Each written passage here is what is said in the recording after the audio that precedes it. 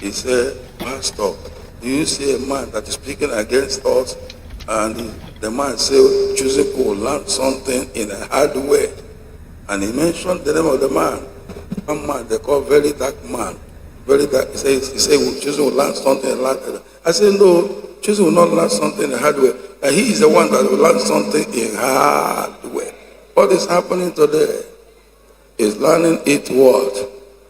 Who knows who I'm talking about? I didn't speak evil of him. I only said, no, we're not. He said his name is VeryDarkMan. I said, no, it's him that will learn something the hard way. And I'm telling you, as soon as I said that statement, he's now learning something what?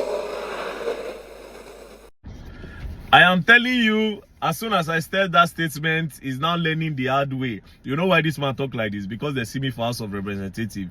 A lot of them thought I was taken to court.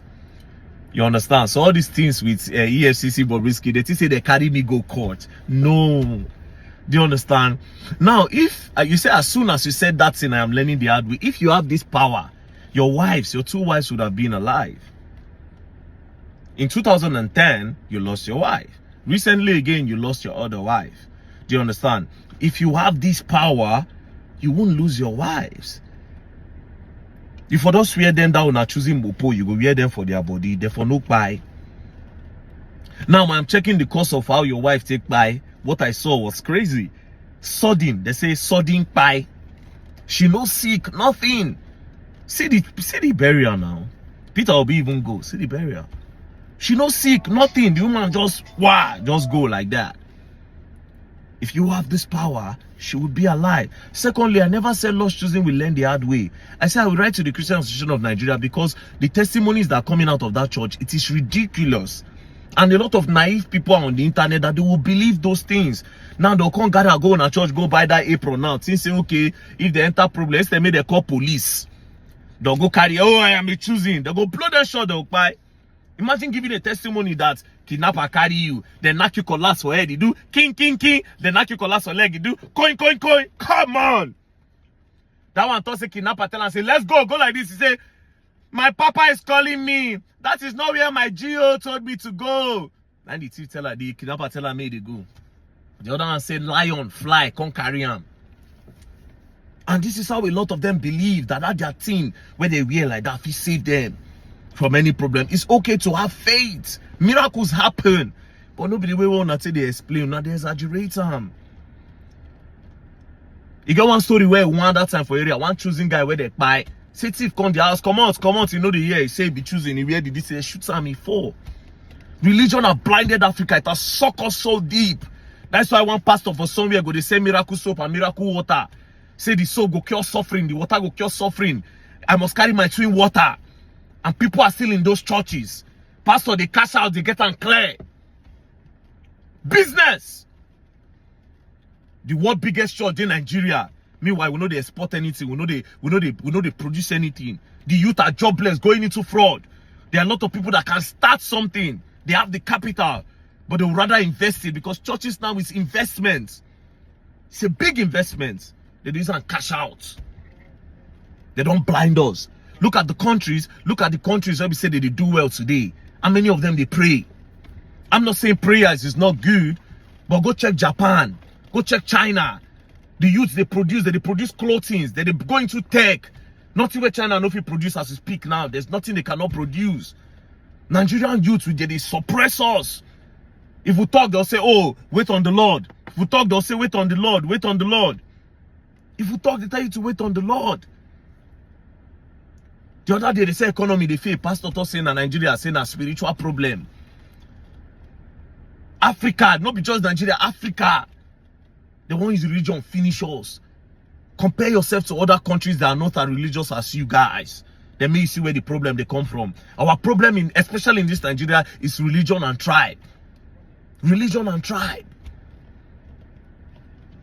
You don't see your wives. What's happened to your wives? You have the power. They deceive all of you and make you feel as if without them you cannot talk to God. You have access to God. God cannot speak to any man through the way. Get out. God will speak to me. God will not speak to me. Let God rest. Yes, let God rest. If you will not talk to me, we being son. If you cannot talk to me, messengers day, yes, quite all right, but I'll talk to my God. Peace and love, don't play. The youth better open your eyes. Peace and love. Thank you very much, Very Dark Man. Like I said before, you are a sign of fresh air in Nigeria, and the things you keep on doing has been great. So I, for one, appreciate you for doing all the things you have been doing. And I know it needs a lot of courage and resistance in order to do the things you do. Not many of us can do it. So I'm someone who likes to give credit where it's due, right? I love that. And so I appreciate Very Dark Man for everything he's done so far. And I wish him all the best. And I hope that he create more awareness for people in Nigeria and also in Africa. So, like he said, right, it's not like we just wake up from our bed and decided to go after one religious person or the other. Particularly me, right? I am not a member of any church. I don't belong to any denomination. This is my church.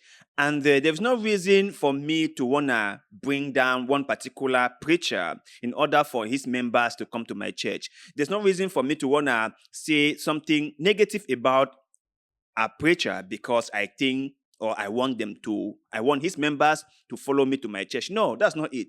The thing is, like, you wake up from your bed, you came across videos, you hear what these preachers are saying or some of their members are testifying about, and you ask yourself, is this for real? Like, are we really living in a real world, or they are living in an alternative universe from ours? You ask yourself all these questions, and then you see what the preachers tell the members, and you'll be like, what is going on? What is really going on, right?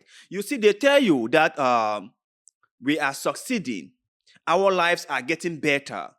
And then you look at the lives of the members and ask yourself, are the lives of these people really getting better, or the man of God's life is getting better and he is projecting his successes on the people?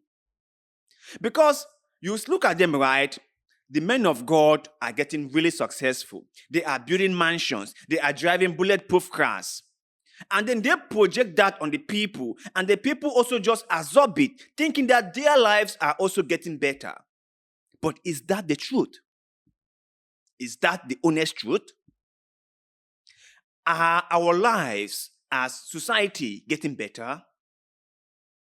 Are we all getting as successful as the man of God is?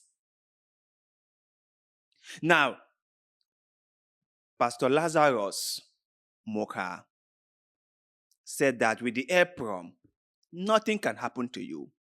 But like VDM point out, his wife died. His wife died. Now, like I said before, I don't want to make likely of someone losing their loved ones. No. Having someone pass away is a very, very emotional experience. And that brings a lot of pain.